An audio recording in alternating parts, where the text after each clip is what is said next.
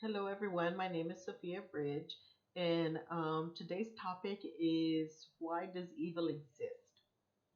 And this came up because I had seen a quote or a Facebook post on the Facebook page called Lights of Kabbalah, and it is a quote from the Baal Shem Tov. And then the quote it says the Itz Hara, which is the evil inclination, and the Itz Hatov, the positive inclination, are twins. Like Esau and Yaakov, they are born from a single womb. One never comes without the other. And although on the surface it seems that it's Hara is our greatest enemy, the truth is that only by virtue of having it are we human and able to attain levels that the angels could never dream of attaining. For it is our job to transform the Itz Hara, which is evil inclination, into a force for good. So, in a very concise, quote, it really explains why evil exists because, essentially in the Garden of Eden, where Adam and Eve lived, uh, it was paradise, right? There was only good, bliss, everything was great. There was no lack, there was no pain, there was no suffering. It was just beautiful, right? Um, but when Eve, took a bite from the fruit from the tree of the knowledge of good and evil. In essence, that was an act for the desire of consciousness. That in essence, we wanted to be in similar form like God and to understand, what God knew, and so God knew both good and evil, positive and negative. And if we talked in terms of energy, we were talking about that he knew both positive and negative. And so, because of that, living in the Garden of Eden, our knowledge was limited to only that which was good. And so, and of course, we didn't know what bad was, so we didn't know what exactly all that meant, how bad was, right? So we had no concept of it. So it seemed like, well, hey, I want to know what that is. What is that about? So, us, all of us and our souls were within the collective Adam, you know, and Eve. And so when they decided that they wanted consciousness, that meant us. We all, in essence, decided we wanted to have consciousness, which was the understanding of good and evil. And so, um, which means an awareness of all that is, right? So that means all aspects of what's out there. So in essence, we were tossed out of the Garden of Eden and into this earth. And in this earth, that's why evil exists, and it is that we all are born with both a negative and a positive side, and that negative side you could say is a desire to receive for the self alone, which is very very selfish behavior without caring or considering the effect it will have on anybody else, just concerned for our own, serving our own needs. And that comes at really low levels of consciousness, that it's like 100% about us. And then as our consciousness grows, we get more and more concerned with the other, right? And so, but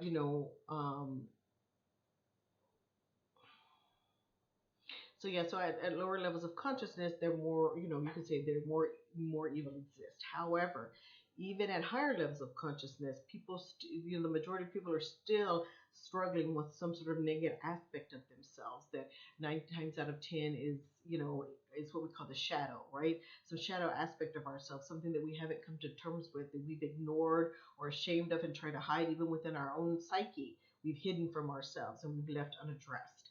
And so, but eventually it pops, it rears its ugly head, and we do have to eventually address all of it. So even you could be a super good person and have mastered many aspects of the evil inclination, and your consciousness could be really high, but you could still have an aspect that you're still working on. That could be either really, really low. And this is why sometimes you see, these really talented people what you call fall from grace, because there's some shadow aspect that they've left unaddressed, that they try to then, later hide, not only from themselves and from other people, but eventually when it comes to light, you know, uh, there's the, like apparent fall from grace, right? But the reality is we all have it. We all are, we all have a positive, negative aspects, and we're always struggling in order to choose to do the right thing that's in our highest good. And part of life is that we all start have our different levels or at different levels of consciousness, and in that we're all living and learning how to gain the consciousness and how life works and how to be human here and make the right decisions that are in our best, overall interest. But oftentimes what happens is that people, don't make the best decision, don't make it in their best interest, or they're still, like, for instance, selfish. They're more selfish to do things that are, how can I say, that are, in essence, more tied to the evil inclination, the animal instinct, the base impulse, and so therefore those actions hurt other people. And so that being said, um, you know, um, so then there's a lot of, evil. There's power struggles. There's, a lot of abusive power, both in one-on-one relationships, and then, like you said, governments, within, organizations, within families, things like that. So you'll see, all the, terrible things that you see in this world today, but it's all part of that mastery, that people making what is the better choice, what is the best choice for their interest. But 9 times out of 10, but depending on a person's level of consciousness, we all fail. Like, kind of like the story goes with, the Israelites leave Egypt and they go to Israel, which walking would have been like 3 days, but it took them, 40 years to go round and round in the desert to get there. Why?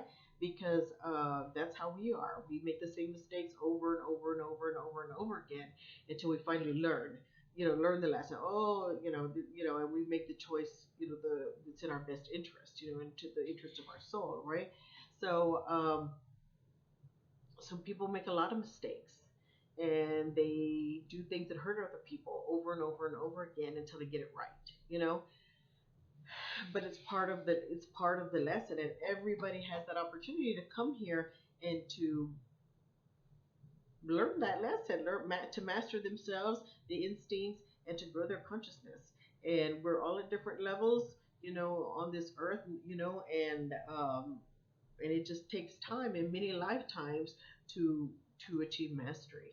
And so but once you've achieved mastery, you don't have to come back to this earth. You are released from the cycle of reincarnation, right? So you don't have to. It's called, in Hinduism, moksha, but in essence, you reach, you're released from the cycle, and you can say you go to heaven, you reach salvation, those types of things. Um, whatever, whichever word best, suits you, you know. Then you'll be released from here. So that's why this is sort of like the training ground where we're all still trying to figure it out. Because if we had it all figured out, we wouldn't be here. And that's why, that this is why, you still see, it's like, oh my gosh, haven't we learned our lesson? Haven't we? Well, yeah, as those who have sort of move on, don't come back. The ones who get it right and have and master the whole experience of being a soul in a human body, and the human experience and the expansion of consciousness to the highest levels, they don't come back to this earth. So everybody that's here is still working on it, and we all make mistakes, and we try through trial and error and lessons learned. And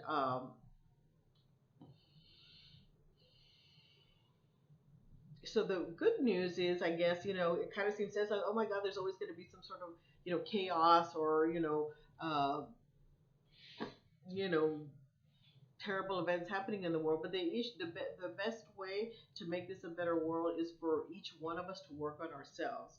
That is the biggest contribution, and the most effective one is to work on ourselves, and working on our own ability to overcome the evil inclination, to our negativity, the desire to receive with the self alone instead of the desire to share, or to, to help others. So that's kind of where we're at. And so the most effective way to reduce it, and the only only way you can really contribute, is honestly is to work on yourself. And so and we can provide compassion and support, and we can do actions to help others, because we need to still do that. But kind of like that idea that it's all going to go away someday isn't very realistic. But it can go away for you as an individual if you do the work and you go through the levels and you gain you expand your consciousness to the highest level, you master, the human experience. Then you're released, and in essence, find bliss, find heaven, find return to paradise now, having mastered, you know, the knowledge, of evil even within ourselves, in order to be a good person, even in spite of it. And so that's the goal, to be a good person in spite of it. Where before the Garden of Eden, we were just good because there was nothing bad. There was nothing bad. We didn't have desire to be selfish because everything was given to us. We were, everything was good. There was no lack. There was no scarcity. There was no competition. It was just all amazing. There was no pain and suffering. There was no lack. We had everything, and but from that desire to have, the same sort of knowledge that or similar to, because we're not ever going to get there completely like God, but to get similar into the same awareness that God had. We chose to come to this earth, and that meant that evil had to exist, because in this world, like energy, because really we're more energy than anything else, and in energy there's a positive charge and there's a negative one. And so that is where, that's where we're at. Just but before we only knew the positive. So that's kind of what the main point is, that before the Garden of Eden, we only knew the positive, and we came here because we wanted to know all there was, right? And that meant consciousness, full conscious awareness of all that is. And so therefore that included evil. And so it was our desire to learn about all the aspects of this world, this universe, that we, in essence, got exposed to evil, and why we now have to work through it and return to being good, in spite of having you could say, the inclination to be received for the self alone, to be, in essence, the evil part is to receive for the self alone. So even though we have that desire, at some point we learn, it's really not in our best interest to give into that desire. And, but we have to go through the experience so we really understand why it's not. And that's essentially why evil exists. And we all have our light and dark side that exists within each one of us. And so and you have to be aware of it. See, that's the whole point. A lot of people are really good, but they're not aware of their dark side. And so that's almost, it's like really dangerous, because those are almost like the worst people, who aren't aware of their negative side. And then there's some people that are so negative that they think they don't have a good side, when they do have good. They've just lost a connection to it within themselves. And so this is kind of where we're at, that those who have lost the connection to their good part of themselves, and those who lost the connection to there also is the shadow side, the negative side also exists, no matter how good we think we are. It still exists within us, and it's still something that we will always be tested on. God will go a long time and say, you know what, you said you thought you mastered that, but I'm going to try to test you one more time. Say, do you still, have you still mastered that? Are you still, going to make the right decision? And some event will come up in your life, and you will have the choice again. And then you'll be like, oh yeah, that was, doing that sounds good, all well in the moment, but long term, it's not the right decision for me. So I'm, going to say no, right? So that's kind of where you have to get, but you have to be able to get to the point where you have the choice, and then through true understanding, you make the right choice. You can't do it just from rote, like say in a religious thing, they say, oh, this is a right thing, this is a wrong thing, do right, do wrong. I mean, you get a lot of points in God for doing the right thing, for doing the right thing, but eventually you must come to the understanding of, in essence, what it feels like to do the wrong thing. And in essence, the initial things, it maybe feels kind of good, and then later you realize, no, it's not such a great thing, because things go wrong, but eventually you come to learn why it's not in your best interest. But you can't just learn it from a book. You have to live and learn. And so, but with wisdom and knowledge, the learning curve can be a lot shorter. So instead of going around 40 years in circles in the desert, maybe you just go 1 or 2 days. When you come to a challenge with the proper knowledge, when you come to the challenge, that maybe you only have to experience it once or twice or 3 times, instead of 40 years worth of times, in essence 40 years or 40 lifetimes of doing the same thing over and over again, making the wrong decision.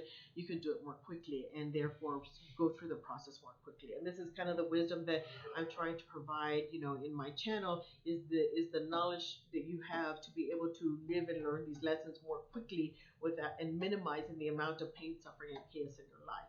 It's not going to eliminate it completely, but it's going to minimize it greatly. So, um, if you have any questions or comments, please, let me, you can put comments at the bottom. Also, if you're interested in any type of one-on-one, counseling, or would like to talk, directly with me in detail, you can email me. I believe there's a email address below, and you can contact me, and we can set up an appointment. And I believe there are also prices, and if not there, for both half hour and hour uh, times, that I will. If not, I will put that on there. In the video. If not in this one, but in maybe the subsequent ones, that you can take a look at that and make an appointment if you want any type of spiritual counseling, or would like one-on-one guidance on any issues that are going on in your life. So, all right, thank you. So, I hope you enjoyed it. Thank you.